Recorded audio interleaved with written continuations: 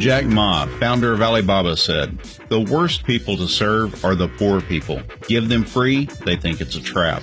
Tell them it's a small investment, they'll say can't earn much. Tell them to come in big, they'll say no money. Tell them try new things, they'll say no experience. Tell them it's traditional business, they'll say hard to do.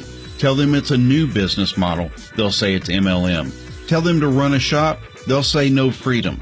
Tell them to run a new business, they'll say no expertise. They do have some things in common. They love to ask Google, listen to friends who are as hopeless as them. They think more than a university professor and do less than a blind man. Just ask them, what can they do? They won't be able to answer you.